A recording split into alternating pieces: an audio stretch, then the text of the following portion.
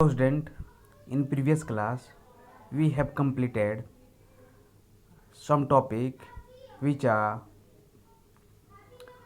a global and Indian energy market. Second one is the energy scenario. Third one is the need importance for the energy conservation and management. Here we are discussing about the some other topic and next topic which are a payback period, return on investment, life cycle costing, okay, and Sankey diagram one by one. Okay, so first one is the payback period. Its definition is given. We can see first one we read out. So the definition is the payback period help to determine the length of time required to recover the initial cost outlay in the project. Okay, it means ये हुआ इसमें कि आपने कोई project में काम लगाया. Okay, कोई प्रोजेक्ट में काम लगाया, उसमें आपने इन्वेस्टमेंट किया. तो आपने इन्वेस्टमेंट किया तो कितना इन्वेस्टमेंट किया, उस इन्वेस्टमेंट जितना अमाउंट में आपने इन्वेस्टमेंट किया उसको आप कितने टाइम पीरियड में टोटल कवर कर लेंगे यानी रिकवर कर लेंगे. उस टाइम को यानी उस लेंथ ऑफ टाइम को हम बोलते हैं पे बैक पीरियड. ओके, यानी कितना टाइम लगा उसको रिकवर करने में, जितना उसने इन्वेस्टमेंट किया था किसी प्रोजेक्ट में, और टोटल अमाउंट यानी जो टोटल इनिशियल कॉस्ट था उसको निकालने में, अपना टोटल अमाउंट को रिकवर करने में जितना टाइम लगा उसको बोलते हैं पे बैक पीरियड. ओके, सो इसके फॉर्मूले हैं. फॉर्मूला है पे बैक पीरियड इक्वल टू होता है इनिशियल आउटले बाय में cost inflow.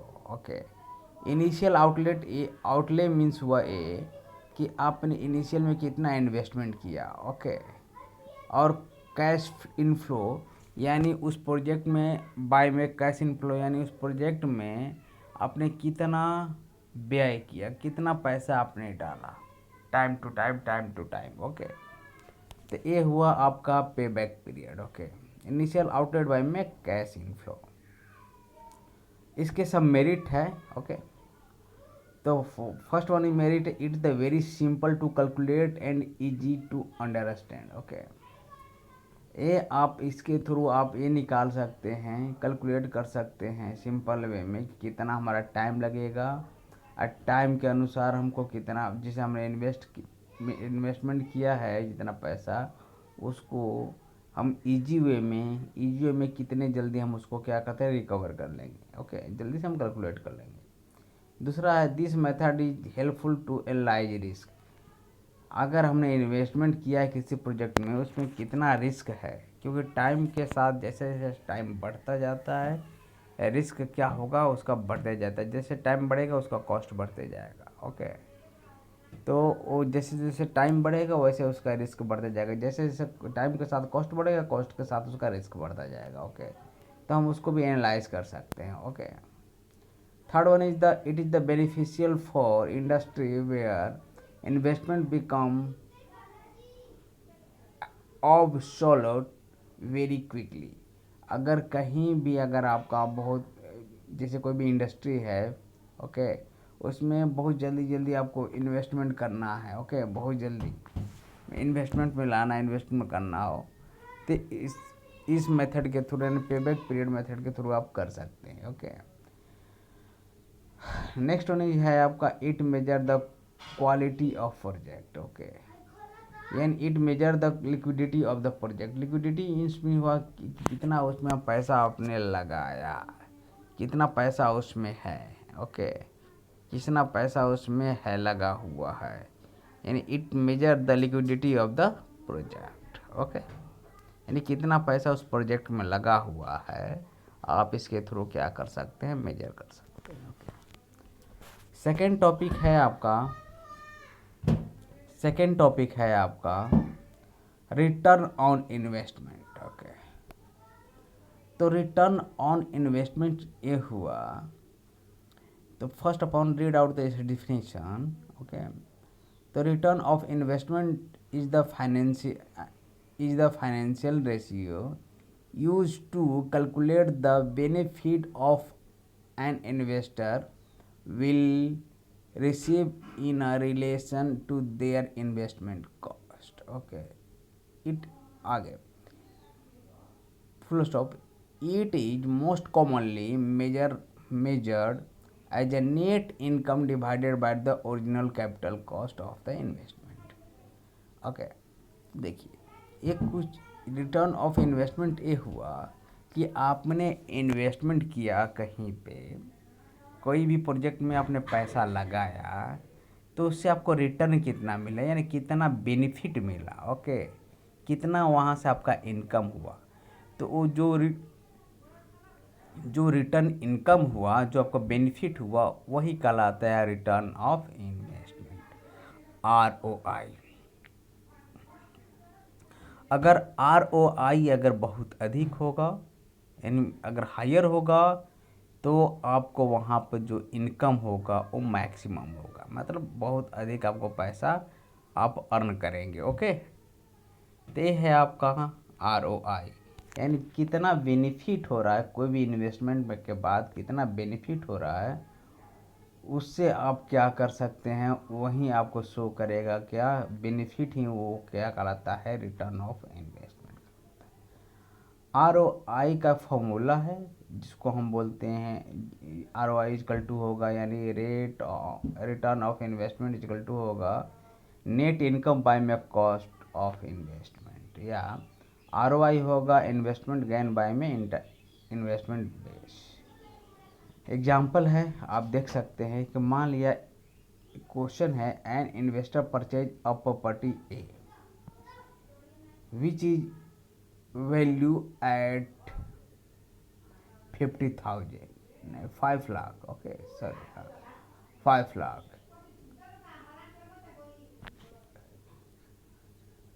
5 lakh dollar. Okay, 2 years later, 2 years later the investors sell the property for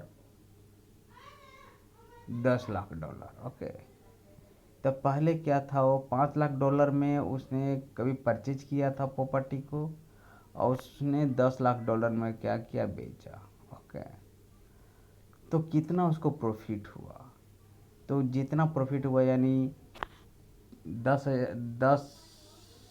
10 lakh dollar में से 5 लाख डॉलर हम घटाएंगे, अब बाय में इनिशियल कॉस्ट 5 लाख डॉलर, तो वो आया आपका 1 में अगर इसको परसेंटेज के फॉर्म में लिखेंगे तो 100 से मल्टीप्लाई करेंगे, तो 1 में 100 से मल्टीप्लाई करेंगे तो 100%, यानी जो उसको कितना प्रॉफिट हुआ, 100% का प्रॉफिट हुआ। ओके, यानी उनका जितना भी उसको इन्वेस्टमेंट किया था उसका वो 100% क्या कर लिया, वो रिकवर कर लिया। Okay, okay, I hope all of you got it. Okay, next one is the life cycle costing। life cycle costing या whole life costing is the process of estimating how much money you will spend on an asset over a course of its useful life। okay, it means ये हुआ cost life of costing में कि आपने कोई सामान purchase किया, आपने कोई सामान खरीदा, मान लीजिए आपने 250 में कोई चीज़ खरीदा। ओके, तो 250 रुपये मान लीजिए आपने मान लीजिए एक लेथ मशीन किया, खरीदा 1 लाख में लेथ मशीन, तो इंस्टॉल करेंगे आप, इंस्टॉलेशन का खर्च लगेगा, ऑपरेटिंग का खर्च लगेगा, मेंटेनेंस का खर्च लगेगा, क्योंकि मेंटेनेंस ज़िंदगी भर चलेगा, ऑपरेटिंग का भी जब तक वो यूजफुल रहेगा तब तक चलेगा वो, ठीक है। फाइनेंशियल, अगर आप उसको इंटरेस्ट पर लिए हैं तो इंटरेस्ट का पैसा आपको देना होगा। डिप्रिसिएशन, यानी धीरे धीरे अगर उसका एफिशिएंसी कम होने लगे उस मशीन का, ओके, क्योंकि जब जैसे जैसे मशीन पुराना होगा उसका एफिशिएंसी कम होता जाएगा, पर ईयर अगर घटता जाए, ओके। एफिशिएंसी मान लीजिए कि अभी एफिशिएंसी 100% का, कुछ समय बाद हो जाएगा 90%, 80%, यानी धीरे समय के साथ उसका एफिशिएंसी क्या होगा, घटते जाएगा, तो उसका जो प्रोडक्शन रेट है वो घटते जाएगा, ओके। और लास्ट में डिस्पोजल, उसको कितने में आप बेच देते हैं। तो टोटल यानी आपने खरीदा और उसको बेचा, ओके, यानी खरीदने और बेचने के पीरियड में कितना उसमें पैसा आपका टोटल लगा, वही टोटल कॉस्ट कहलाता है life cycle cost, okay. I hope all of you got it, okay.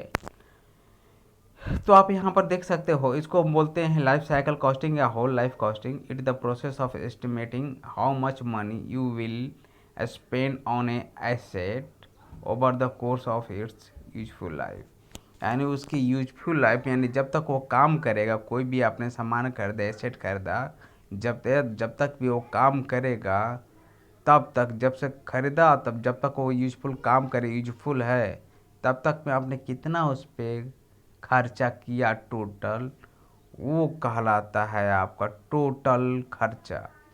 जब तक आपने उसको खरीदा और जब तक आपने उसका यूज किया तब तक, ओके, यानी जब तक वो बेकार ना हो गया हो तब तक कितना उस पर टोटल खर्च आपने किया, उस मशीन पे जितना खर्च किया, वो खर्च कहलाता है आपका life cycle costing. I hope all of you got it, okay. तो आप यहाँ पर देख सकते हैं, ओके, इसको जो we have calculated the life cycle costing process, we have understood the uh, life cycle costing process, through which there are some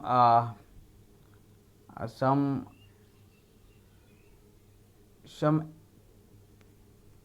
some expenditure for uh, for discussing in the life cycle costing period, okay. So which are purchase, installation, operating, maintenance, financial depreciation and disposal। तो ये जो जो term हैं, इसके through हम क्या करेंगे, हम कैलकुलेट करेंगे कि उसे टोटल लाइफ में, होल लाइफ, यानी जब तक वो यूजफुल में था, उसको बेटर प्रेडिक्ट के लिए, बेटर अच्छे से समझने के लिए बिजनेस को, हम क्या कर लेंगे, 5 जितने भी आपके टर्म हैं उसके अनुसार हम क्या करेंगे, स्टडी करेंगे, ओके। यानी होल लाइफ में जितना खर्चा आया उस मशीन में, जितना मशीन पर खर्च हुआ, जब तक कि वो चलता रहा, जब उसको आपने बेच दिया तो ख़त्म। तो आपने जितना खर्च किया, यानी वो यूजफुल लाइफ में, वहीं लाइफ जितना कॉस्ट आया उस यूजफुल लाइफ पीरियड में, उस मशीन पर जितना भी आपने खर्चा किया, जितना भी कॉस्ट आया आप पे गिरा, एक्सपेंडिचर, वही कहलाता है life cycle costing, okay. Sir example से अब हम क्या करते हैं, थोड़ा सा वो करते हैं। अब मान लीजिए कि एक copier, a new copier your business, okay. मान लीजिए आपने एक खरीदा कॉपियर, मतलब कॉपी करने वाला, जो कॉपी करने वाला मशीन होता है, आपने एक खरीदा, ओके। उसका जो प्राइस है, इनिशियल परचेज आपने किया तो उसका प्राइस है कितना, $2500, ओके।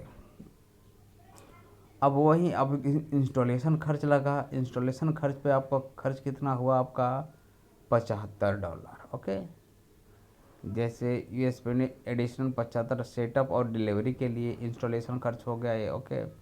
ऑपरेटिंग के लिए, ओके, ऑपरेशन के लिए यू नीड बाय इंक, क्योंकि आप उसमें जब आपने परचेज कर लिया तो कार्टिएज चाहिए, जिससे कि वो, जैसे जिसको हम इंक बोलते हैं, इंक कार्टिएज चाहिए, जिसको हम सिलाई बोलते हैं, जो आपका उसका होगा उसको खरीदना होगा, पेपर खरीदना होगा, ओके। ये सब जो भी मान लीजिए इसका आपको लगा $1000, ओके। $1000, ओके। और इलेक्ट्रिसिटी चार्ज एक सब का, और एडिशनल जो इलेक्ट्रिक चार्ज ये सब लगा, ऑपरेटिंग कॉस्ट में इलेक्ट्रिक चार्ज आएगा, वो मान लीजिए $300 का आया, ओके। तो टोटल हो गया 1300, ओके। अब देखिए मेंटेनेंस क्या आ गया, तो मेंटेनेंस भी आप उसको करना होगा। If it copier break you estimate repair, मान लीजिए टोटल रिपेयरिंग या मेंटेनेंस में कितना खर्च आया, $450, ओके। और अगर आप उसे इंटरेस्ट पर लिए हैं वो मशीन, अगर आप जो कॉपियर मशीन है, जो कॉपी मशीन है, जेरोक्स मशीन है, उसको आपने अगर फाइनेंस पे लिया है तो उसका आएगा आपका इंटरेस्ट आएगा। तो मान लीजिए जो आपका इंटरेस्ट आ रहा है वो है $87.50, ओके। अब डिप्रेशिएशन, अब देखिए सम टाइम के बाद वो क्या होगा, उसका वैल्यू, जैसे कॉपियर का value time to time, time to year by year क्या होगा, कम होता, जैसे जैसे होता है ना कि जैसे सामान पुराना होता जाएगा उसका दाम घटता जाता है, ओके। सेकंड हैंड जैसे हुआ उसका दाम घटते जाएगा, जैसे जैसे उसका टाइम बढ़ेगा, उसका लाइफ टाइम बढ़ेगा, तैसे से उसका कॉस्ट गिरता जाएगा, ओके। तो मान लीजिए पर ईयर $150, $150 उसका वैल्यू क्या कर रहा है, लूज कर रहा है, ओके। $150 घट रहा है, ओके। और लास्ट में हमने उसको कितना बेचा, $100 में, $100 में बेचा।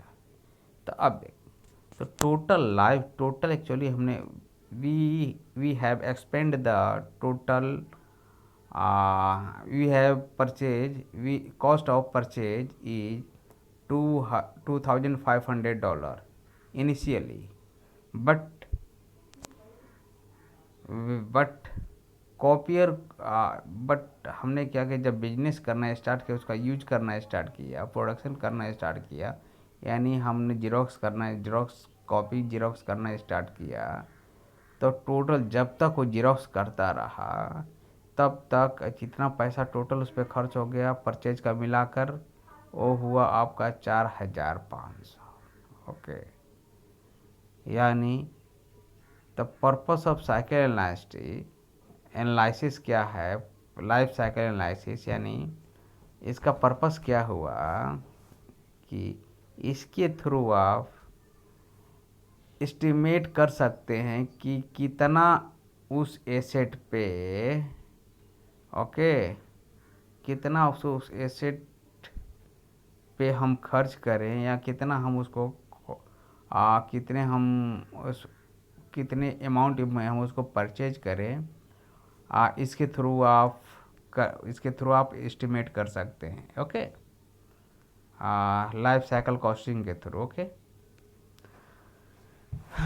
Okay, I hope all of you got it, okay. Next one is the Sankey, okay.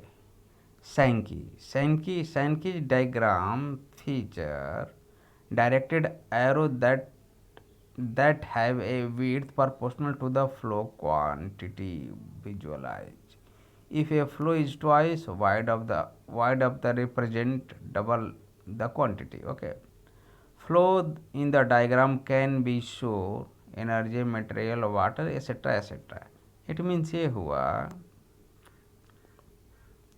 कि आप कहीं पे एनर्जी फ्लो हो रहा है, वाटर फ्लो हो रहा है, ऐसे तो ये विड्थ के अनुसार क्या करेगा, डायरेक्शन तो रहेगा, विड्थ के साथ क्या कर रहा था, उसको क्वांटिटी को कि कितना उसमें फ्लो हो रहा है उसको हम क्या करते हैं, उसके विड्थ के अनुसार हम क्या करेंगे, स्वैप करेंगे। जैसे देखिए मान लीजिए यहाँ पर you can see this picture, ये देखिए इनिशियल इतना इलेक्ट्रिसिटी किलो वाट घंटा आवर इलेक्ट्रिसिटी फ्लो हो रहा है, इतना यूनिट का, ठीक है, 1050 का, ओके।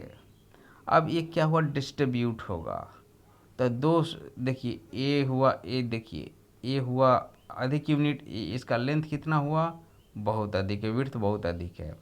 इसका विड्थ कम हुआ, इस डायरेक्शन में इसका विड्थ कम हुआ, तो इसका जो क्वांटिटी भी है ये क्या होगा, कम हो जाएगा। देखिए 1000 किलोवाट। ओके, इससे इसका विड्थ कम हुआ, इसका देखिए थिकनेस किसका, इस लाइन का 200 किलो न्यूटन या 400 था, तो इसका आधा हो जाएगा 200 किलो, तो इसका थिकनेस भी एरो का क्या हो जाएगा, कम हो जाएगा। और देखिए यहाँ पर ये 250 हुआ। ओके, ये हुआ 200 हुआ। देखिए तो टोटल देखिए कितना आ जाएगा, आपका आ जाएगा 1050। देखिए 4 2 6, 6 4 10 अब 50। ओके, तो आ गया टोटल। यानी ये विड्थ क्या शो करेगा, इसका विड्थ क्या शो करेगा, उसके क्वांटिटी को शो करेगा।